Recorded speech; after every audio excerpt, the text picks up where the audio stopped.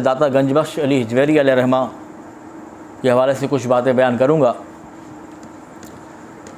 दाता गंजबख्श अली हिजवेरी, दाता का गंजबख्श, दाता कहते हैं अल्लाह है।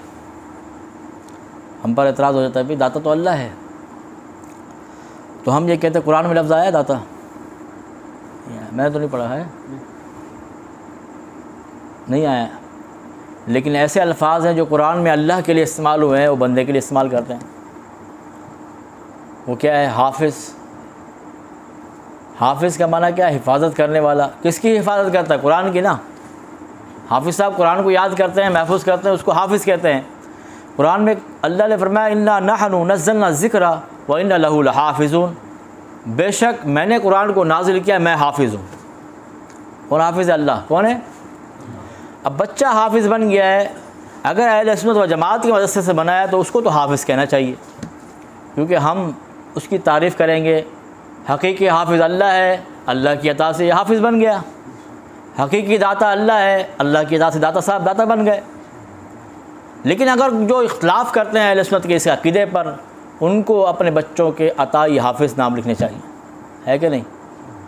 हाफिज़ डायरेक्ट नहीं कहना चाहिए, क्योंकि डायरेक्ट कहेंगे तो शिरक हो जाएगा।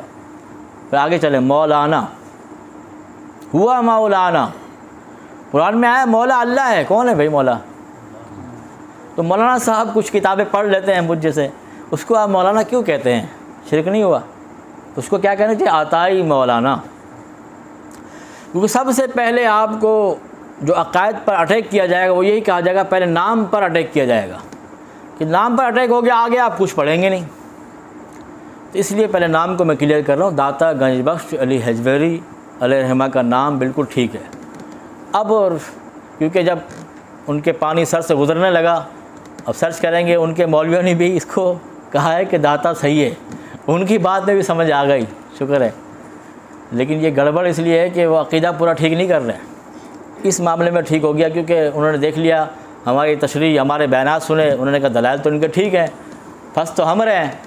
इंशाअल्लाह उम्मीद है कि रबीउन नूर शरीफ का जो पैगाम हम देते हैं अगले महीने इंशाअल्लाह देंगे, वो ये पैगाम है, जब नबी का महीना मनाना इसलिए जायज़ नहीं, तुम कहते हो कि सहाबा ने नहीं मनाया, तो यौम सहाबा भी तो किसी ने नहीं मनाया, यौम सिद्दीक़ अकबर किसी ने नहीं मनाया, तुम क्यों मनाते हो? अब ये गौर कर रहे होंगे, और बाज़ जगहों पर सीरतुन नबी के जलसे होते हैं, इंशाअल्लाह ऐसे ऐसे मिलादुन नबी पे भी आ जाएंगे। उसके अलावा चारा ही नहीं है, क्योंकि अहले सुन्नत व जमात, मैंने शुरू में बताया, हमारे इसमें ऐसा है, स्टेज पर ऐसा है कि अगर कोई शेखुल इस्लाम भी हो, छोटा लफ्ज़ नहीं है, वो अगर गलत करता है, डंडी मारता है, तो हम कहते हैं नहीं भाई तो शेखुल इस्लाम होगा, लेकिन अहले सुन्नत व जमात के ट्रैक से, इस सीधे रास्ते से हटाएगा लोगों को, तो हम तुम्हें निकाल देंगे, तुम्हारे को जगह नहीं होगी। चाहे मुफ्ती आज़म हो, मुफ्ती हो, चाहे मुनाज़िर इस्लाम हो, बाद लोग समझ रहे होंगे मेरी बात को। नाम नहीं लेता इसलिए कि अल्लाह करे वो हिदायत पर आ जाएं, वरना ख़ात्मा ख़तरनाक हो सकता है। उन लोगों का जो हमारे शेखुल इस्लाम थे, बाज़ मुफ्ती थे, बाज़ मुनाज़िर इस्लाम थे, वो ट्रैक से हट रहे हैं, तो हटेंगे तो फिर यही होगा, अहले सुन्नत व जमात का जो रास्ता सीधा है उसी पर रहना पड़ेगा, वो कामयाबी है। तो शैतान जो है, हदीस का मफ़हूम है ना, ये बहुत तवील हदीस से मुख्तसर करूँ, वो मफ़हूम यही है, ख़ात्मा चाहिए। बाज़ ऐसे लोग हैं जो पूरी ज़िंदगी नेक अमल करते हैं, ख़ात्मा उनका ख़राब हो जाता है। बाज़ ऐसे हैं पूरी ज़िंदगी गुनाह करते हैं, ख़ात्मा उनका अच्छा हो जाता है। तो ख़ात्मे की खैर करना है, तो यहाँ पर बात समझ में आई। दाता गंजबख्श अली हिजवेरी, नाम समझ में आ गया। अब जब इतनी तशरीह समझी, अब मेरी बात अगर नहीं समझ में आ रही है, हिंद की सरज़मीन पर दीन इस्लाम फैलाने वाले ख्वाजा गरीब नवाज़ अलैहिर्रहमा, अब गरीब नवाज़ पर भी एतराज़ होता है, चलो उनका जब दौर आएगा तो उस पर बात करेंगे, गरीब नवाज़ का माना क्या है और क्यों इसको कहते हैं। तो आप तो समझ गए होंगे, यही तशरीह आप रख लें, गरीब नवाज़ के जवाब में भी यही तशरीह रख लें। गरीब नवाज़ का लफ्ज़ कुरान में तो नहीं है, हाफिज़ का लफ्ज़ कुरान में है, मौलाना का लफ्ज़ कुरान में है, वो अल्लाह के लिए इस्तेमाल हुआ है, और गैरुल्लाह के लिए जब इस्तेमाल करते हैं उसमें शिरक नहीं होता। आप ख़ुद कहते हैं नहीं, हाफिज़ का मतलब यही है, हकीकी हाफिज़ तो अल्लाह है, अल्लाह की अता से ये हाफिज़ बन चुके हैं। तो गरीब नवाज़ भी हकीकी अल्लाह है, अल्लाह की अता से ये गरीब नवाज़ है। ख्वाजा गरीब नवाज़ अलैहिर्रहमा, आप में से लाहौर जो गया, अक्सर लोग गया हूँ क्योंकि मैं पंजाब में बैठा हूँ, कराची में तो बैठते हैं, फिर अनाउंसमेंट करते हैं, कोई चंद लोग गए होते हैं। तो लाहौर की सरज़मीन पर दाता गंजबख्श अली हजवेरी अलैहिर्रहमा आराम फरमाए। तो वहाँ जब जाएंगे आप, वहाँ पर चिल्लागाह देखी है किसी ने? ख्वाजा साहब की, माशाअल्लाह। ख्वाजा गरीब नवाज़ अलैहिर्रहमा ने चिल्ला काटा था वहाँ पर। वहाँ तशरीफ़ लाए थे। क्यों आए थे वहाँ? हिंद में क्यों आए थे? इसलिए आए थे, नबी करीम सल्लल्लाहु अलैहि वसल्लम ने फरमाया था, ए मोइनुद्दीन, हमने तुमको सुल्तानुल हिंद बना दिया है, हिंद की बादशाह दे दी है, वहाँ जाकर दीन फैलाइए आप।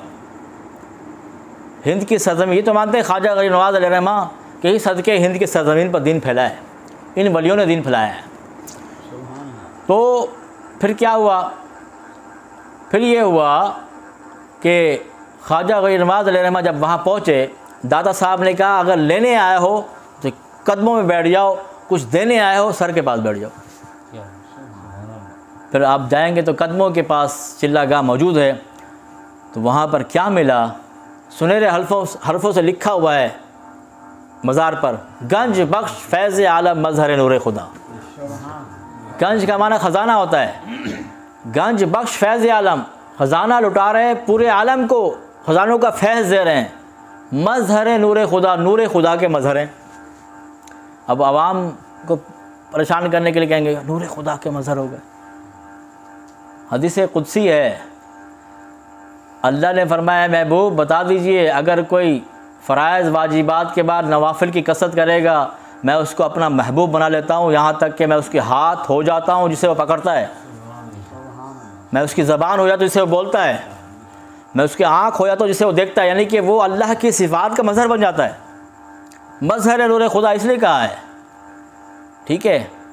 अब आगे फरमाया, नाकिस सारा पीर कामिल, नाकिसों के पीर कामिल हैं, कामिल आरा रहनुमा, मुझ जैसा कामिल शख्स, वो शख्स जिसको नबी ने कहा है आप हिंद के सुल्तान हैं, सरदार हैं, वो भी आकर कदमों में बैठ रहा है।